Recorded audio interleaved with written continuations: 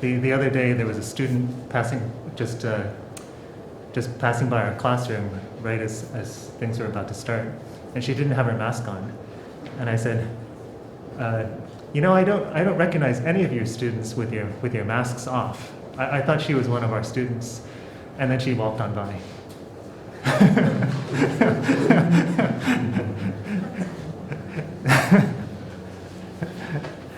Yeah, so I may not recognize you guys in the future, quite likely. Okay. Yeah, she just passed by again. That's why I'm. she said hi to me. Okay, let's get started. So we have 2 more lectures, and today we're going to finish up one last cool fact about analytic functions. This is kind of the thing that we've been heading for, which is to see that if you have 2 power series and the set on which they agree has a limit point, then those power series must be identical on their interval of definition. Okay, so that's the cool thing that happens for analytic functions. And I've probably said this before, but in the case of complex functions, complex differentiable functions, if you ever take a course in complex analysis, you'll see that once differentiable for complex functions means that they're infinitely differentiable, which gives you that they are, and it turns out that they're all analytic functions. And so for such once differentiable functions, if they agree, if their set of agreement has a limit point, then they must be identical, which is really shocking, right? That should be really stunning, that just being differentiable is such a constrictive condition. Okay, in any case, we're not talking about complex differentiable functions, but real analytic functions right now. So here's the theorem. So you have 2 power series. So suppose you have 2 power series, a(n) xn and b(n) xn, and they both converge on the same set, the same interval, -r. Okay. Let E denote the set of points in. So the book calls this interval S. So let's follow them. So E is going to be the points in S where the power series agree with each other.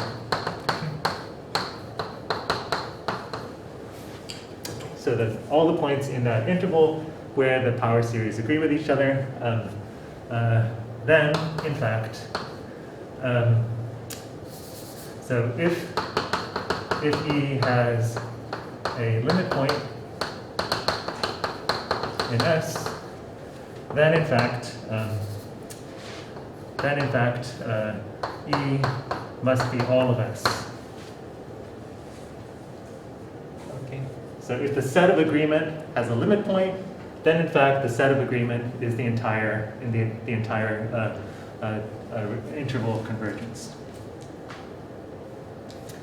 Okay. Okay. So that's what we're hoping to show. That's what we're going to show. And here's how we do it. So we create a function. So let f of x be the difference. So it's going to be the difference of those 2 power series.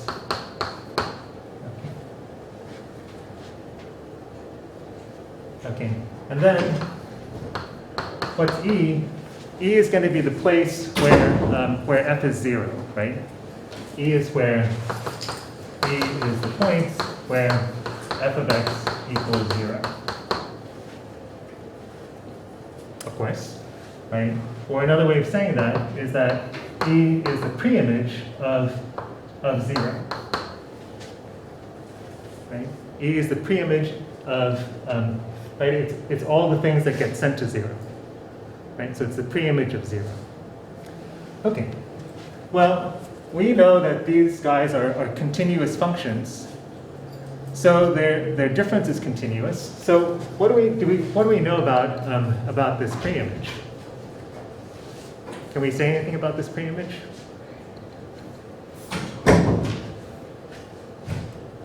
Well, you've got a continuous function, and you're looking at the pre-image of a closed set, right? 0, if you want me to write it this way. Right? You've got the closed set 0 here, and you're looking at the pre-image of it.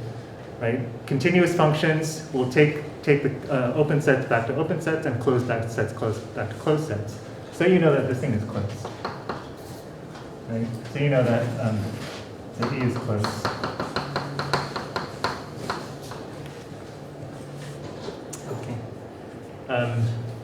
Okay, keep that, just hold that in your brain for a minute or two. Okay, so so let me go over here now. Let's let A be the set of limit points of E in S. All the limit points of E and S, and we'll let B be everything else. Okay, so it'll be the complement of A in S. I don't know if I've used this notation before, but this means that you take S and then you excise A, you remove A from it. Okay, so this is the complement you take. So. These are the limit points of E, and these are the things that are not limit points of E. Okay. So notice that, remark that B is sort of a priori open, right? Because B is all the points that are not limit points, right? What does it mean to be not a limit point, right? To be not a limit point means that there's a neighborhood around you that there's nobody from E in, right? If there's a neighborhood around you that nobody of E is in, then all those guys are not limit points either, right? So just by the definition of limit point, B, yeah, Teja. Why do we know that E is closed?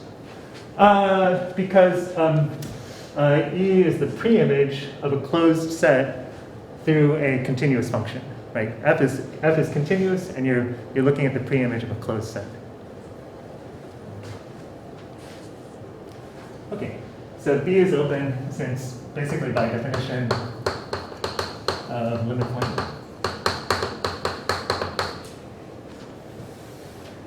Okay, so and remember, we're assuming that E has a limit point in S, right?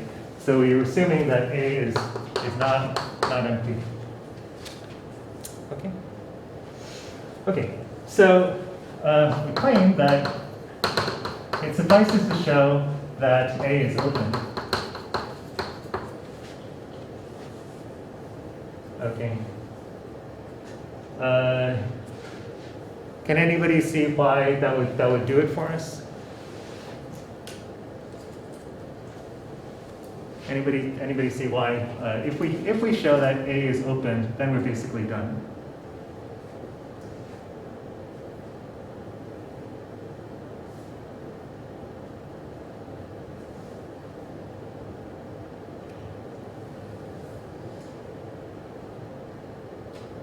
Maybe it's not so obvious. Let's think about it.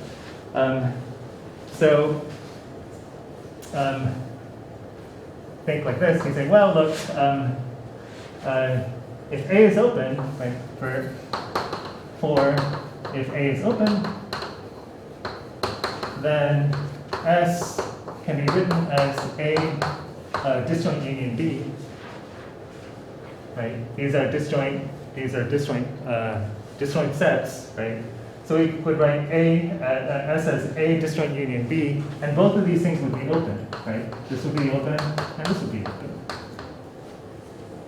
Okay, but that would give you a separation of S, right?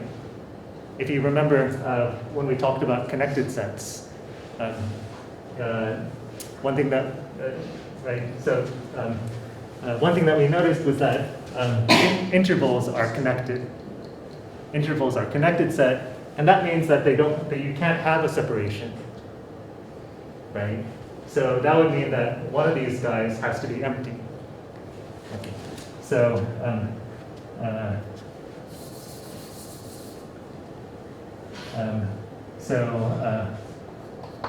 Since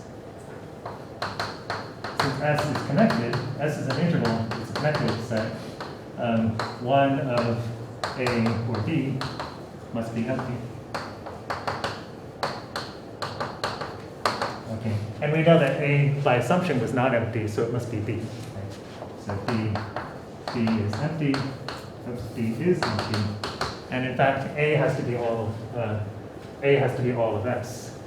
Right? So A is all of S.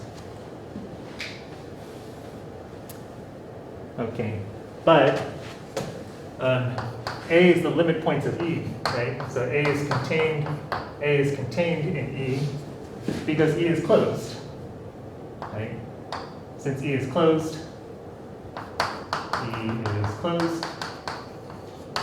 we know that A is contained in E, which is contained in S, and A equals S, right? So E contains S and is contained in S, so that means that E is all of S.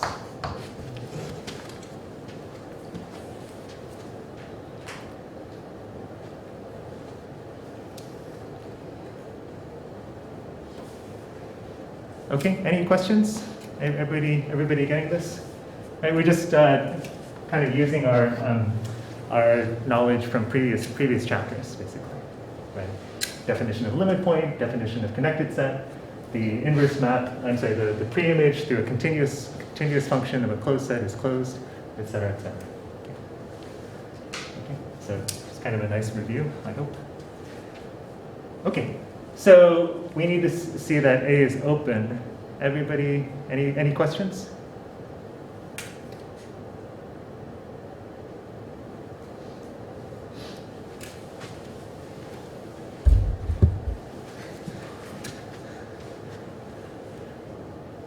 Any questions?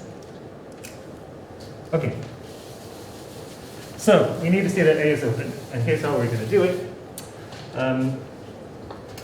Claim A is open.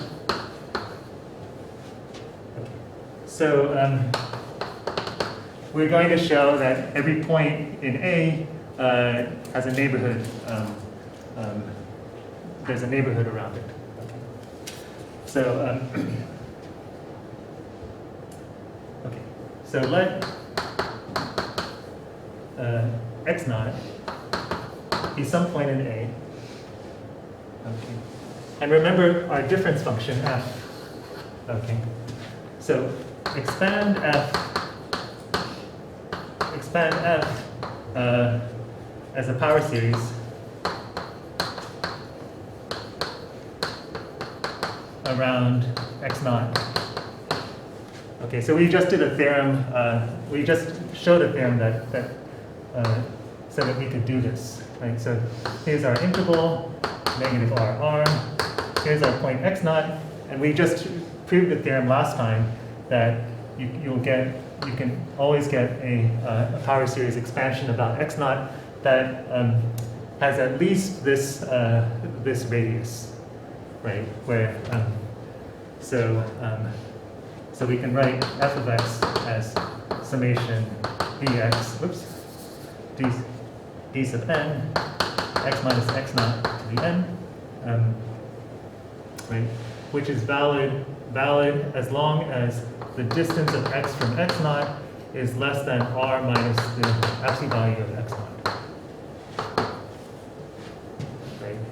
That is just this space here. Okay. So we did this last time. Okay.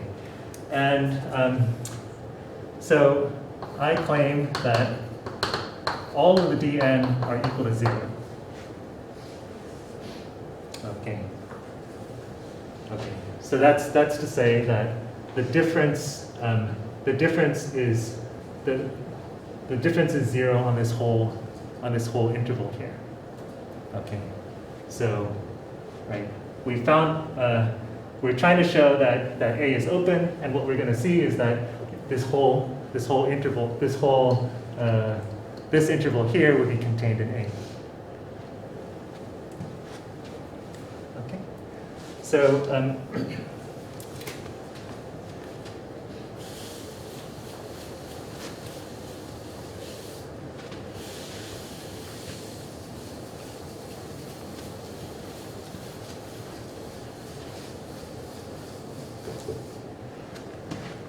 Okay, so why? Suppose not.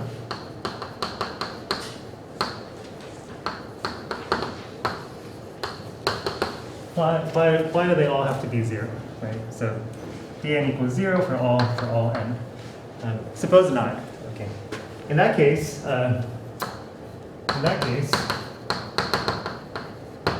let k denote the index of the first non-zero piece of n. Okay. Right. So you look at d d0, d1, d2, and look at k as the index of the first one that's non-zero. Right? If they're not 0, then somebody has to be non-zero. Let this k denote the index of the first guy. Okay. Then we're going to write f of x by factoring out those k copies of x minus x naught. Right? Because what this is saying is that the first non-zero term is this one. Right? You're going to have, your series is going to look like dk x minus x naught to the k plus dk plus 1, x minus x naught to the k plus 1, etc., etc. Right? Your series is going to start from this guy. Well, let's factor, right? All the terms before have coefficients of 0. So let's just we can factor this thing out of the rest of them. Okay. So we factor this thing out of the rest of them, and we get some function. Okay. This function we can write as summation d k plus n x minus x naught to the sorry, let me use m x naught plus x minus x naught to the m as m ranges from 0 to infinity.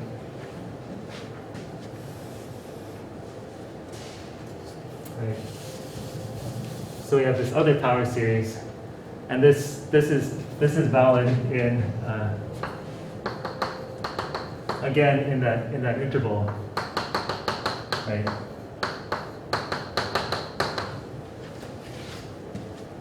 Okay. So we just factor something out. Okay. Right. So we've got this thing here. We've got this power series. And this expression is valid in that interval. Okay. So, well, let's look at this thing g. If you look at g of x naught, well, g of x naught, of course, everything is going to die except for the first term, right? And so you just get that constant.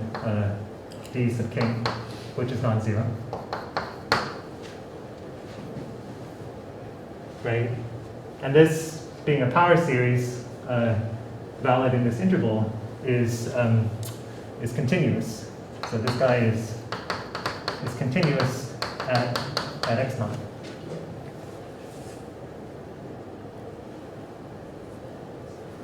Okay. Well, what does that say? That says that by continuity, right?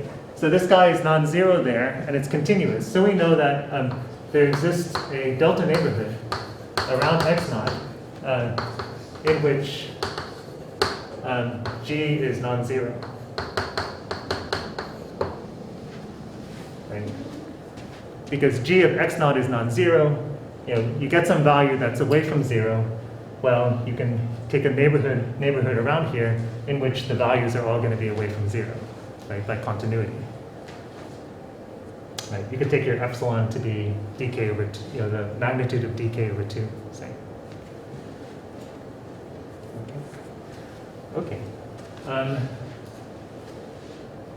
Right.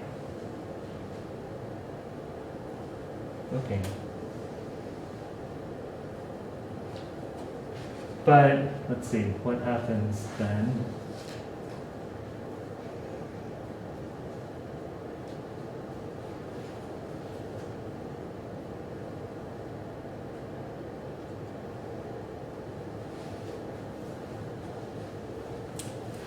second.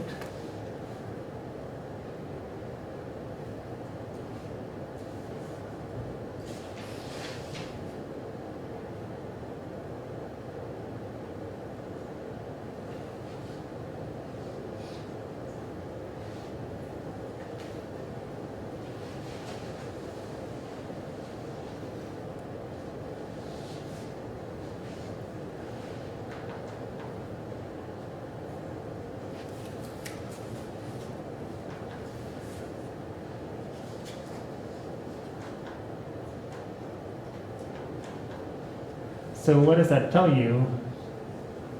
That tells you that, So that tells you that that f is non-zero, right? F is non-zero in that neighborhood, in that punctured neighborhood, right? We know that, right, because, right, what's f? F is this thing, right? F is this thing. In that neighborhood, at least, so away from x naught, this is non-zero, and in that neighborhood, g of x is non-zero, right? So at least as we stay away from x naught, we know that f of x is going to be non-zero, right?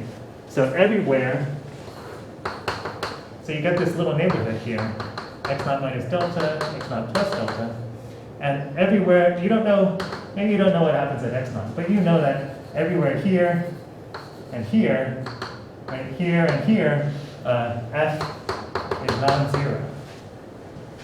Okay, but that's a contradiction, right? Because x naught was supposed to be an a. A was the limit points, right? The limit points of the set where the function agreed, right? But the function doesn't agree anywhere in here except maybe it doesn't agree anywhere in this punctured neighborhood. How could this thing be a limit point? It's not a limit point, so that's a contradiction.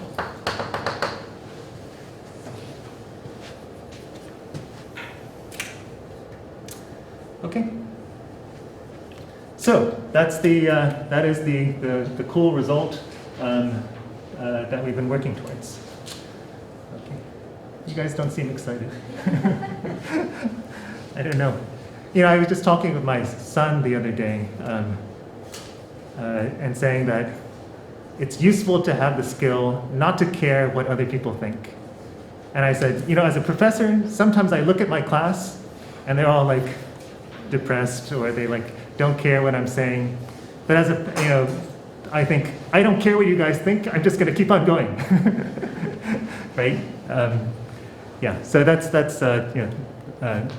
right, because the math is cool, right? So and the second part is that you actually may be more excited than you appear. Like I actually don't know how you're feeling on the inside. I've got no real sense of that. Even less than a normal person, I would say. Right? I'm very unable of reading other people's feelings. Yes, Keisha? Why did it show you that the D on this equals 0, show that A is open again? So, right, so if we see that all these things are 0, that means that our difference function is 0 in this whole interval. Right? If our difference function is 0 in this whole interval, that means that this whole interval is contained inside of E. Right? Well, if this whole interval is contained inside of E, we know that everything in here is a limit point also. Everything in here is a limit point of E. Right? Because you can take any point here and you can find infinitely many points of E in it. So that would imply that this whole interval is contained in A, which means that A is open. We found the neighborhood of x naught that's contained in A. Other questions? Yes, Eric. And over here, did you show that x naught is not a unit point? That's right. So here we see that x naught is actually not in A.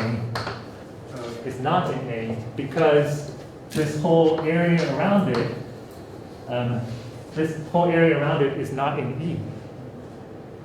Right? A is the limit points A is the limit point of E, but this point A is isolated. I'm sorry, this point x naught is isolated, right? So it's not, right? This stuff here is in E complement, right?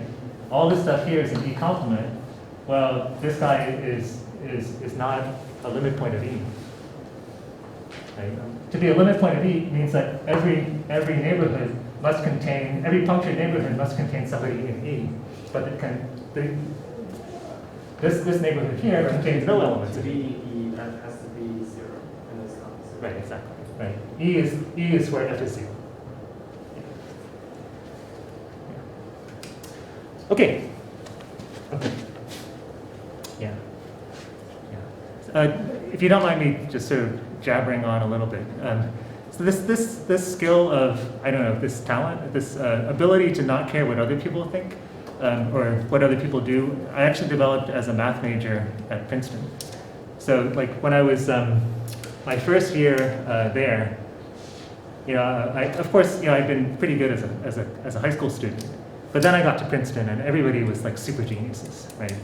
So like I'd run into, there was this kid, a good friend of mine, and he was always like super serious, and he didn't walk, he just sort of shuffled around. He was always lost in thought, sort of shuffling around. Sometimes he would run into things and then just turn and then keep on shuffling. Anyway, so while I was brushing my teeth in the morning, he would come over and say things like, "Do you know what a super topology is?" And I'd say, "Eric, I'm brushing my teeth, go away." And then he would start defining what a super topology was and then proving properties of it and these sorts of things.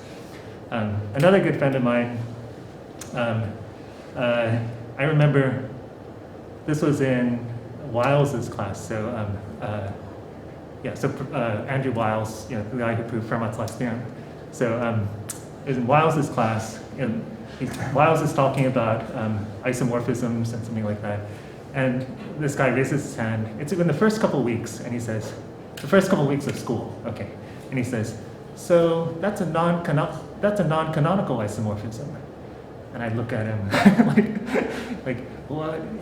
Because I just arrived. We all just come from high school, right? And I did not know what an isomorphism was, let alone a non-canonical isomorphism. Anyway, so it was at that time I developed this idea that you don't want to care about how other people's ability, right? You're just like, okay, there are all these geniuses around, but in some sense they have got nothing to do with you, right? In a very real sense, they've got nothing to do with you and your future, right? So you just keep on going. Don't worry about these other people and just keep on going. So anyway, just we're nearing the end of the course. I should say something. Okay. Okay.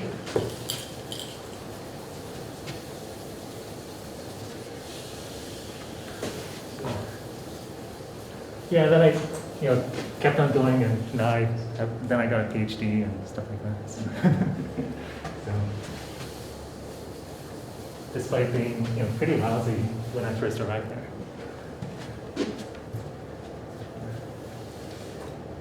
Yeah, my first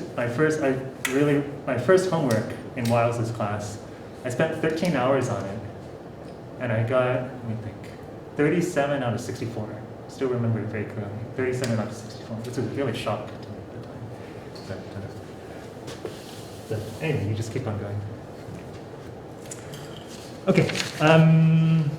Okay. So now we're going to go to we're going to jump to another section.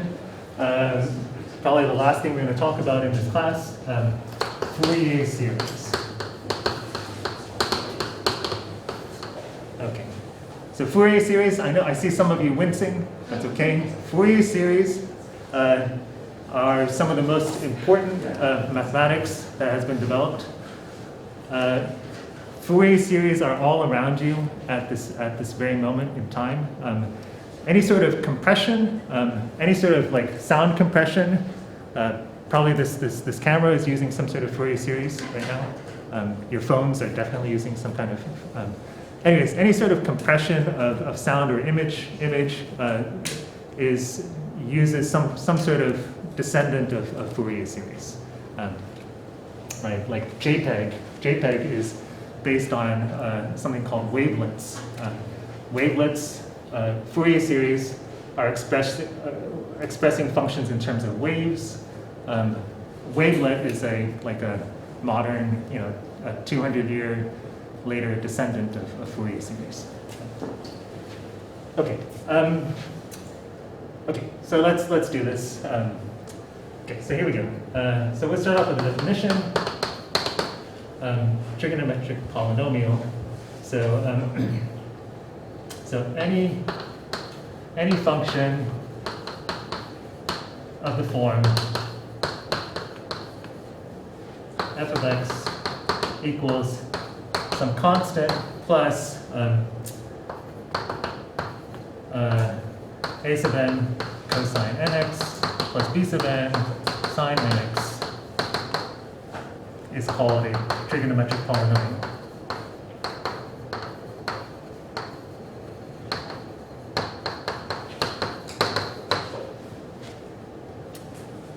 Okay. So what you have are sines and cosines of different frequencies, right? You've got sines and cosines of different frequencies, and you're taking a linear combination of these guys, right? And you take them only up until a finite n. Okay, so there's some cutoff on how high the frequency goes. Okay, okay, such a thing is called a trigonometric polynomial. Okay, so I'm afraid I need to put up some facts. Okay, so these are in the section that we skipped, but you're probably pretty familiar with these things. So first off, so in this book we haven't defined things like the exponential function and the trigonometric functions. Let me just quickly say how we're going to define them. So we're going to define the exponential function as a power series. Okay. I don't know how you defined it before, but I guess when I teach this in a calculus class, generally what one does is you define the logarithm function first, right? You define the logarithm as a definite integral, right, of dx over x from 1 to t, right? That will give the logarithm. And then you define the exponential function as the inverse of the logarithm. Okay, right? That's probably how you did it in the past. That's not how we're going to do it now. So we define the exponential function as a power series, right? And you can use the ratio test on this to see that it converges for all x. So its radius of convergence is infinite. Okay. Right, and you can see by our differentiation rule that if you differentiate this thing term by term, and you're going to get back the same thing. So our term by term differentiation gives us the great property of the exponential function, right, that it's unaffected by the derivative. Okay. Okay. So here are some identities. So in fact, Rudin defines cosine and sine in this way. So he says, let's define the cosine as 1/2 e to the ix plus e to the negative ix, and the sine as 1/2i e to the ix minus e to the negative ix. Okay, so he defines it this way. That's one way to do it. Other way to do it would be to find a power series expansion of cosine and found a power series expansion of sine, and then see that when you do this calculation, you end up with the same thing. Okay, so that's one way to do it. Another way to see it is to use Euler's identity, also called de Moivre's identity, that e to the I theta is actually cosine theta plus I sine theta.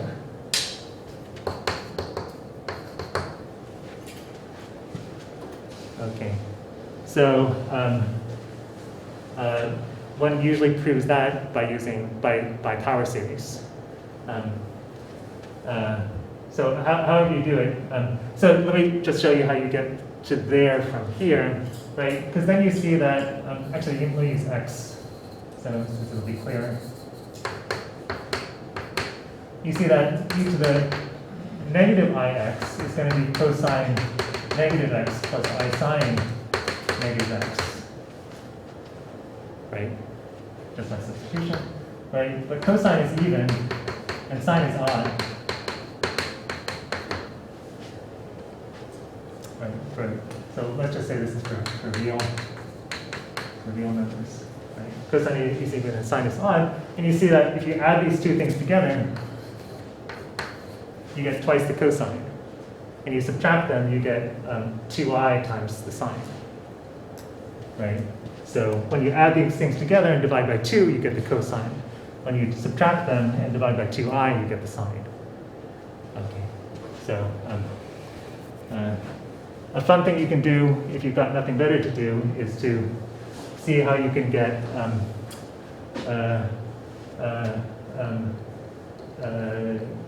trigonometric identities out of this for like e to the 2x or for cosine cosine 2x or nx or something like that. They fall out of it easily. Okay. So those are the facts we're going to use. The thing that we see there is that, sorry. So I forgot to say a couple of things here. So here, x is in R, and all the constants, the ai and the bi, are all complex constants.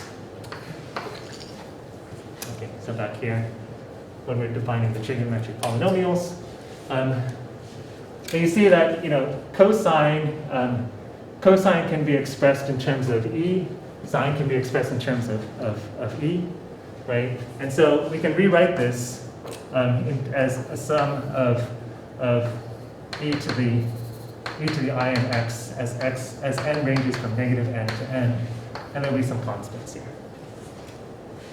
right? Right. Just using those identities. Using those identities, you see we can write this more simply as something like this. Okay. So any trigonometric polynomial could also be expressed in this way.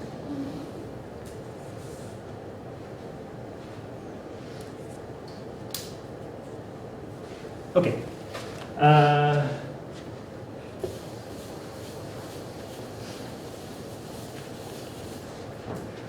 Okay. Okay, so let's make some observations.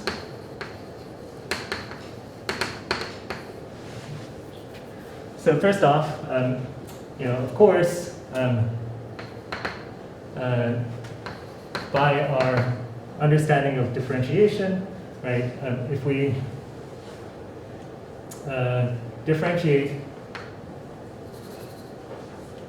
differentiate 1 over I n e to the I n x, we're just going to get e to the I n x, right, by the chain rule.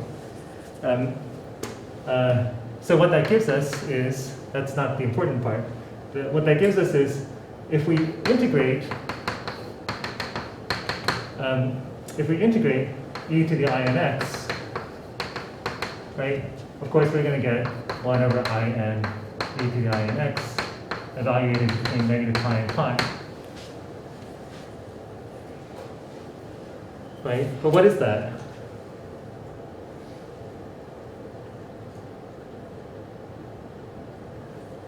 E to the I n x is cosine nx plus I sine nx.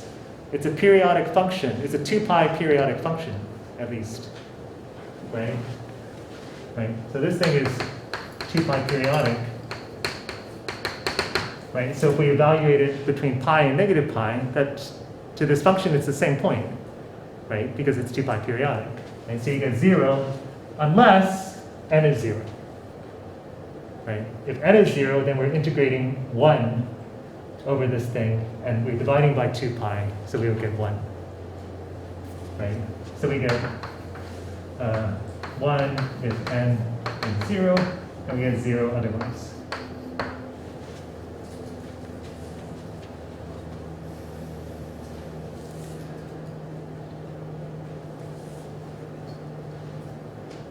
Everybody okay? We haven't done anything. We've just used calculus knowledge, right? And we've just integrated this in. Okay. Okay. So it seems sort of like massively unimpressive, but now let's make the following useful observation. Observe that if we take our function, so f of x was this trigonometric polynomial. This trigonometric polynomial, and suppose we integrate it over negative pi pi,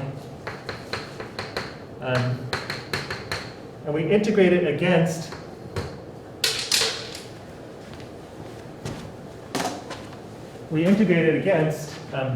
e to the negative I of x.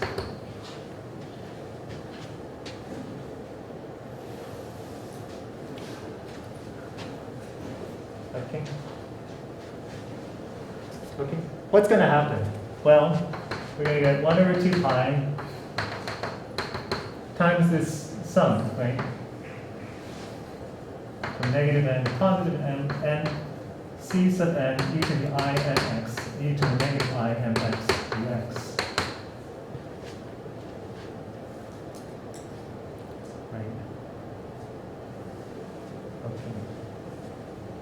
We're going to use one of the properties that we just assumed, I'm afraid. So the fact that you can combine these guys together, right? This is e to the I n minus m x. Right? This thing here. Right. So we get 1 over 2 pi. Actually, let me pull the sum completely out here. N goes from negative n to positive n. The integral, I can pull the Cn out, right, because that doesn't depend on x. And I get e to the I n minus m x dx. Right? So what is that?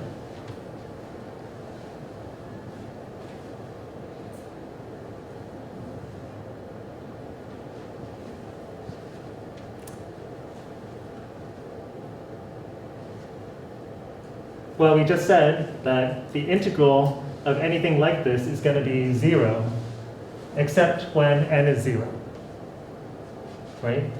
So as little n ranges from negative n to positive n, right, then everything is going to give me a 0, except when little n hits m, right?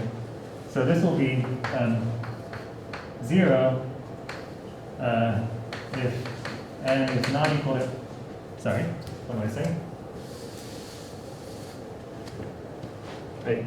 So as this range is over that thing, right, it's just, the only time it's going to be non-zero is when n equals m. So at that point, we get 1 times Cm.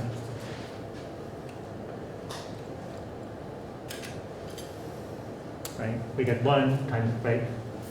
We get, right? We have the Cn. This thing is going to be 0 except when n equals m, in which case that will give me a 1. Right? So the only thing I get out of this is a C sub n. And this is, I'm assuming that m is between negative n and positive n. Right? N is one of those guys. Right? If m is outside of that range, then you're going to get 0 for everything. Okay. Okay.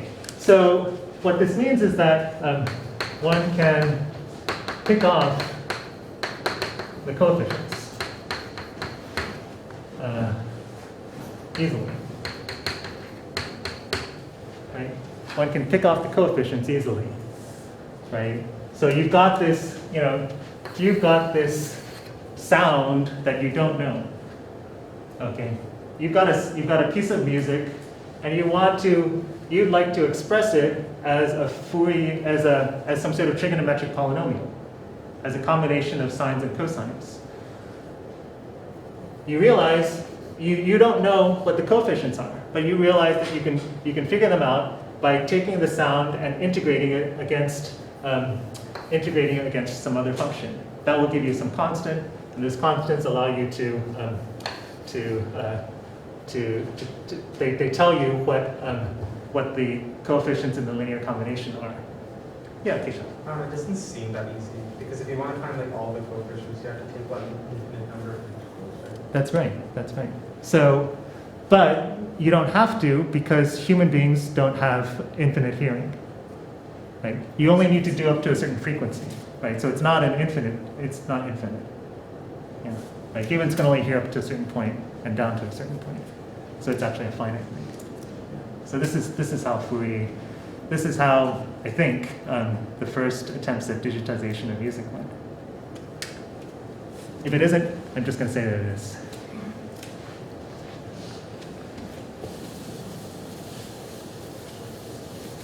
Right. This is how you take an analog sound and represent it in a way that's basically indistinguishable to the human ear as digital information.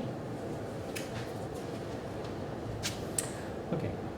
So yeah, so we get this for n less than or equal to n, and we get 0 otherwise.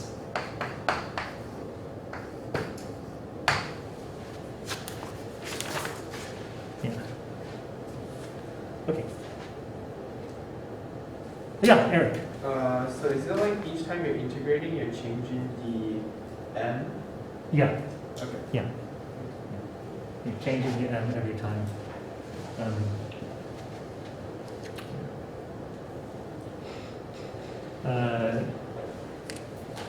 Let me sort of throw in an observation at this point that this thing here is the same thing as e to the imx conjugate.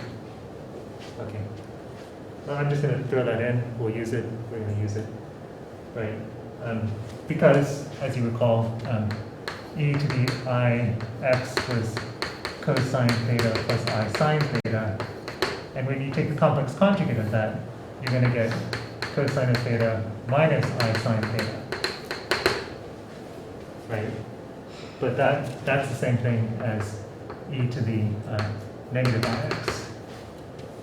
Right? So conjugating that puts a negative on the power.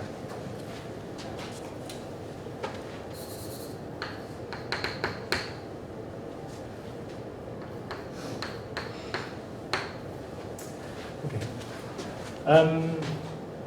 Actually, I need it right now. Okay. So let me make another observation. That f is a real valued function if and only if c sub n is equal to c sub negative n conjugate for n equals 0 to n calculated. Right, so f, remember, is this trigonometric polynomial. The negative n constant.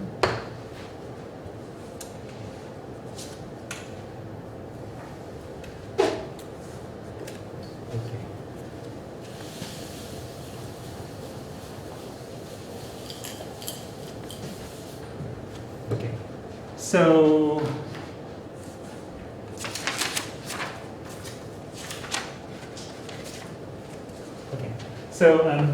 let's prove that. Going backwards, so we want to show that f is real. In other words, that this thing equals this thing. Right? Because if the function always equals its conjugate, yeah, anything that's real equals its conjugate, and anything that equals its conjugate is real. Right? Right? Because remember what conjugation means. You flip it across the real axis. Right? And the only things that are preserved by conjugation are the real line.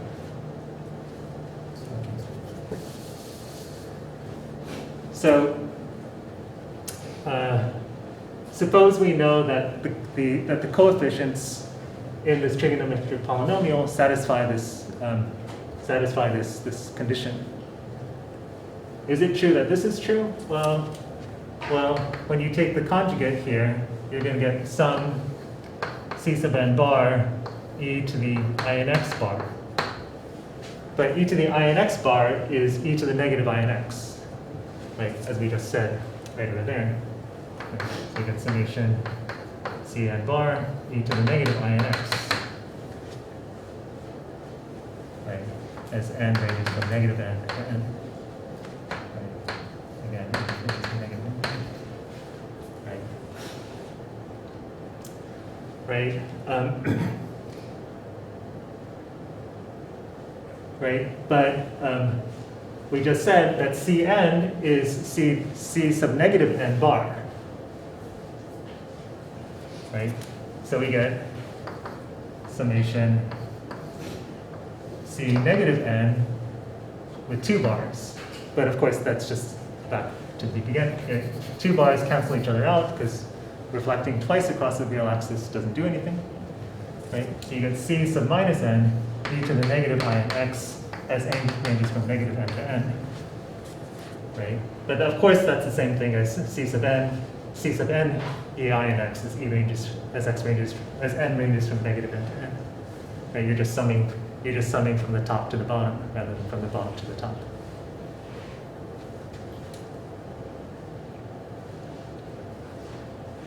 Right. So you could, if you felt like it, you could reparameterize. Let m be negative n, right?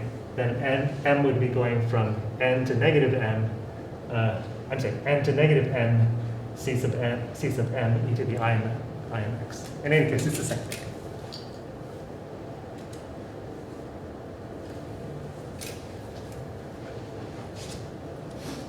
Okay. I think I'll leave the forward direction as an exercise. It's not difficult. It's a little bit harder than this, but not difficult. Okay. So.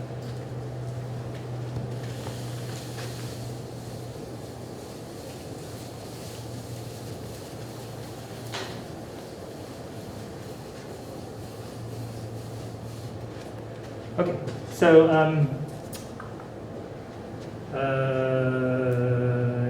yeah, okay, so definition.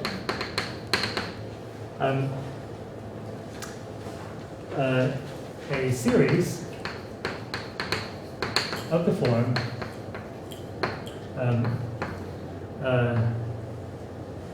n from negative infinity to positive infinity, c sub n e to the INX, is called a trigonometric series.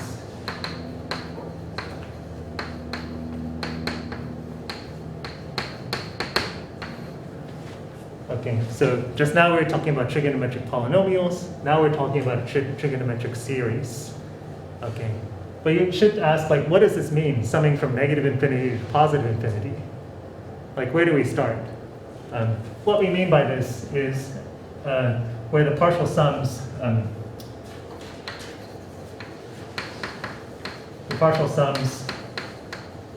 are these guys from negative n to positive n, c sub n e to the INX. So these guys will be the limits of these guys, right? As capital N ranges to infinity.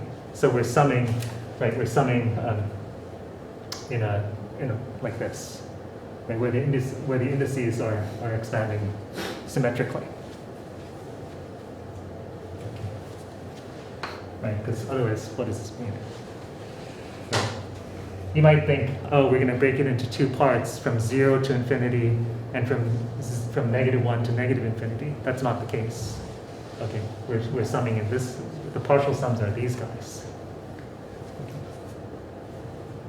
Okay, so. Now we get to the important definition. For f that are Riemann integrable on the closed interval negative pi and pi. So this is Riemann integrable functions. So Riemann integrable functions on negative pi pi. We call summation C sub n e to the I and x from negative infinity to positive infinity, the Fourier series of f.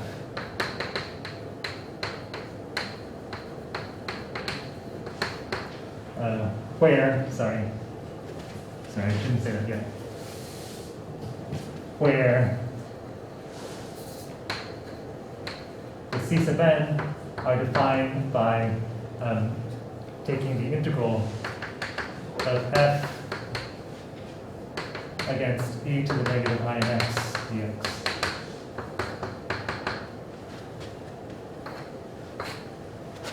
So we call this sort of thing the Fourier series of f.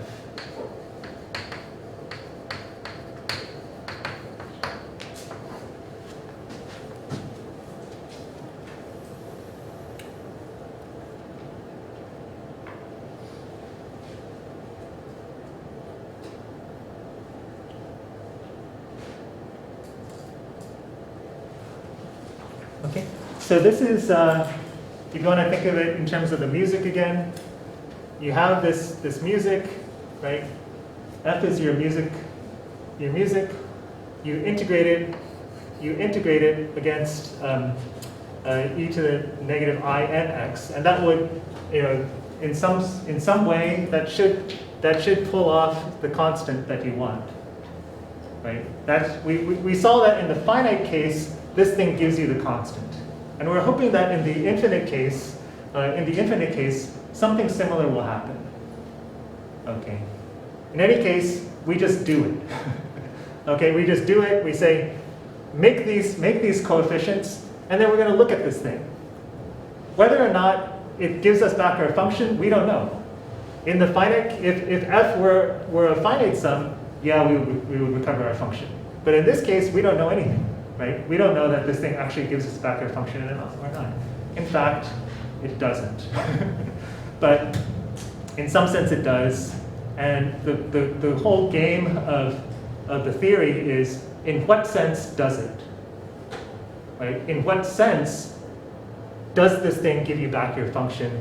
In what sense do the coefficients determine the function? Right? If you know the coefficients, does that mean that you know what the function is?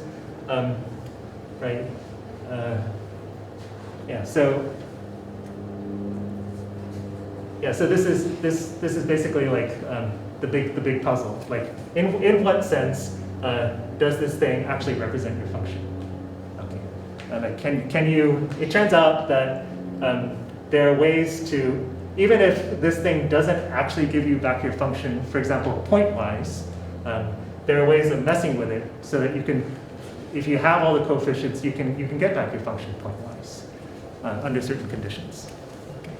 So in any case, this is the game of Fourier analysis, and you see that if you read the text, you see that Rudin comments that this problem basically resulted in the sort of like a revolution in analysis.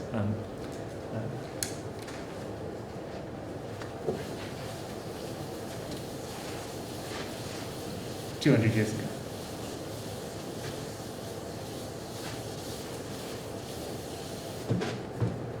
Okay. So yeah, so you're getting closer to modern day. Okay. Okay. So we're gonna sort of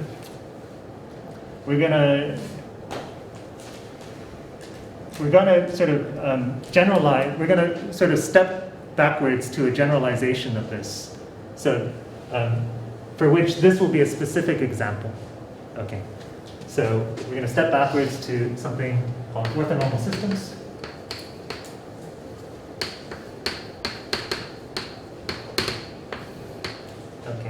And the Fourier this theory of Fourier series will be a particular case of this theory.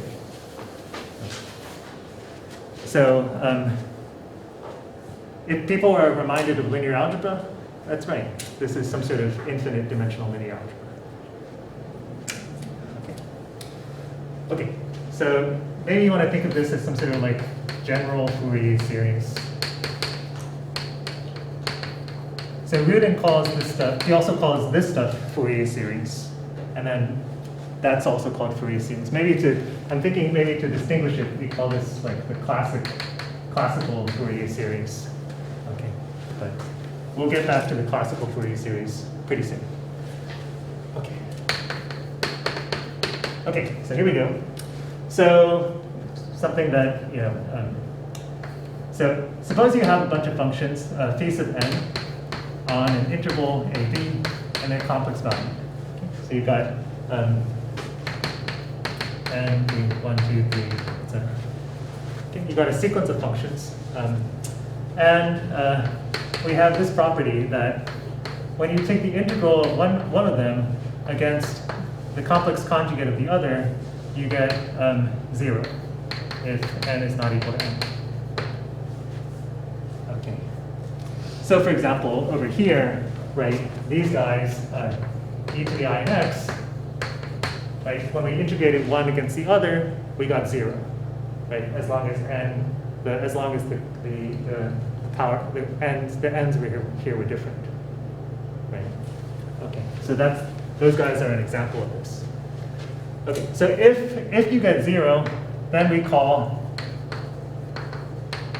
this thing an orthogonal system.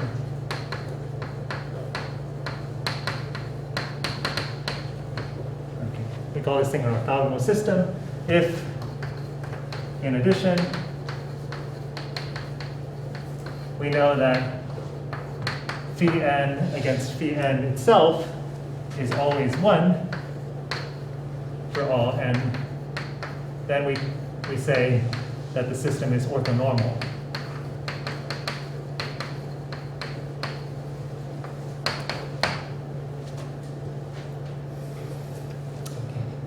The way you want to think about this is that this is an inner product, like the dot product.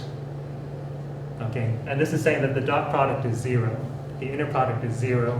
And here we're saying that the inner product of this thing against itself is 1. So it's got magnitude 1. If you think of these guys as vectors, these are perpendicular vectors of magnitude 1. Okay, if you like linear algebra. Okay. Okay. Another definition. Suppose f is a Riemann integrable function on AB. Then we call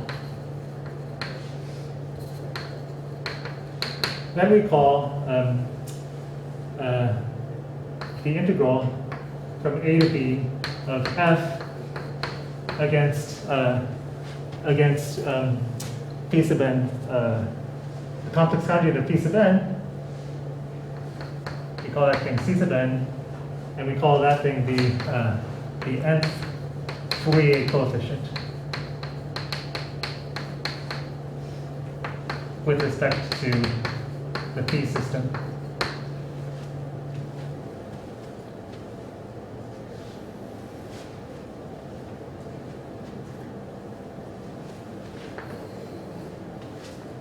Okay, so this thing on the right is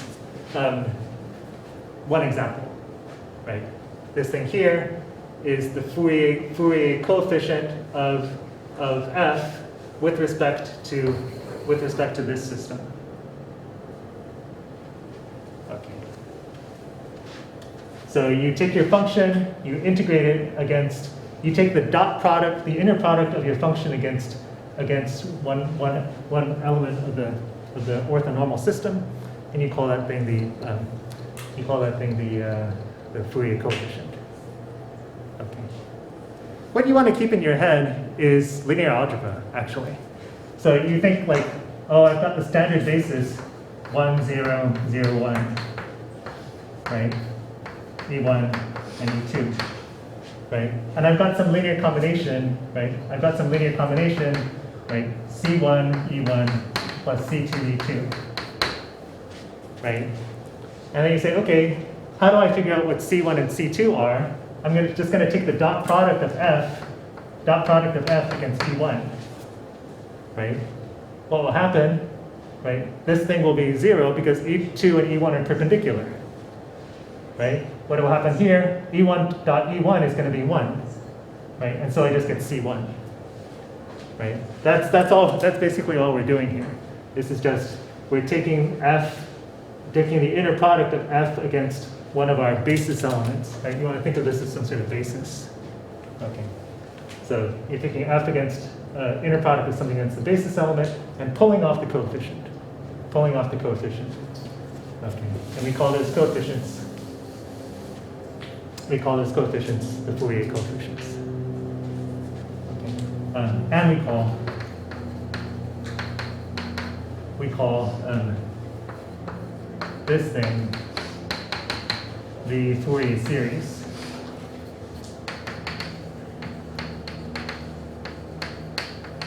Of F with respect to P sub n.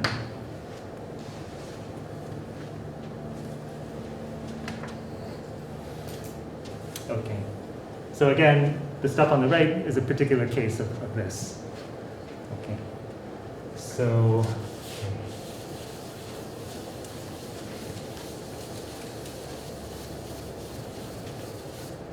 okay. So here's a useful theorem that says basically that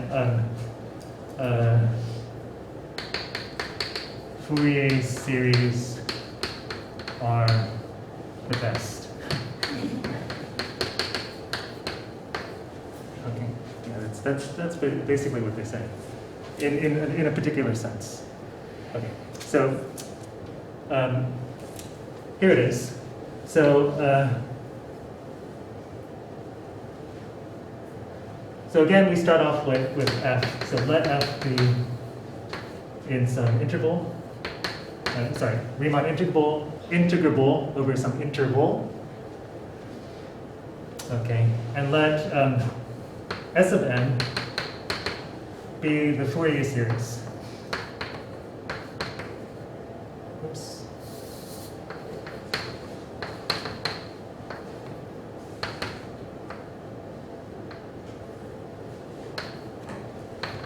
Be F's Fourier series with respect to some system. Okay, so we need some system, an orthonormal system.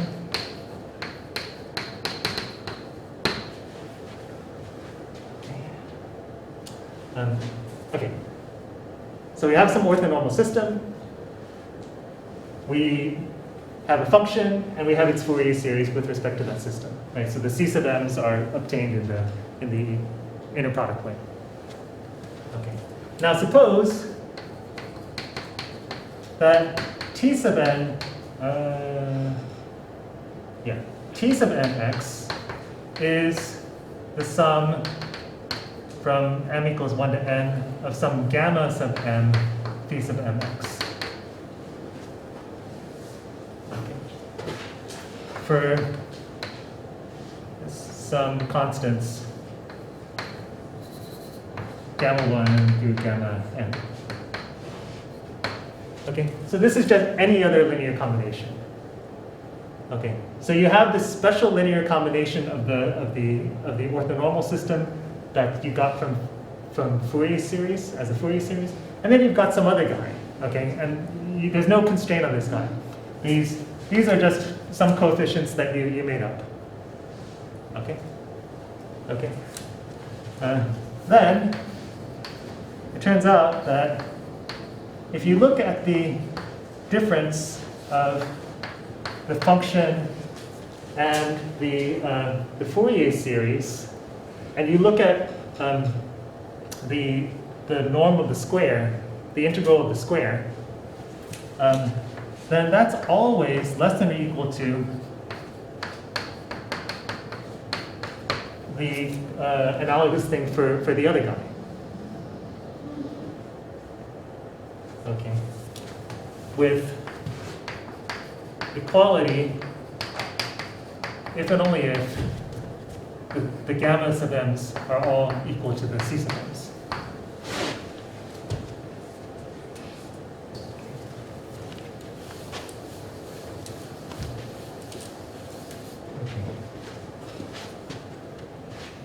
The way you want to think about this is that this is some sort of distance. Okay, like it's what's called the L2. Well, it's not exactly, but it's some sort of distance. Actually, if you take the square root of this thing, it gives you a metric. Okay, it gives you a metric on the function space. So what this is saying is that if you've got your Fourier series and you've got some other random guy, then the distance between your Fourier series and your function is always better. Your Fourier series is always closer to your original function than this other guy. Okay? In other words, the Fourier series is, with respect to this sense of distance, the Fourier series is best. Right? No matter what other coefficients you choose here, it's never going to be any better. The best is that you might get it equal, but that only happens if you get the Fourier series, if you use the coefficients from the Fourier series. Okay, so the Fourier series is the absolute best approximation of f in this so-called L2 sense. So this is really the square of something called the L2 distance. But we can take square roots and just call it the L2 distance. It doesn't change anything.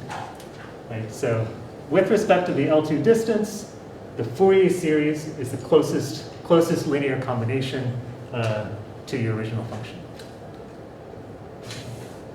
Okay, so we'll start off with that next time. Okay, and then we'll do some cool things, and that'll be it. Oh, so next time. I hope people won't mind if, so I have a tradition of taking a class picture. I hope people won't mind if I take a class picture. So I've had taken class pictures since I first started teaching in 1992. So I've got all these pictures way back until then. So I hope people don't mind if we take a class picture next time. And of course I'll send it to you. Yeah, and next time we also need to set aside some time for evaluation. So I hope we can get to the end of what I planned, but we'll see. Okay, see you guys. Yeah? Will you send out like an email with like the review topics? Review topics. Okay, yeah. I can.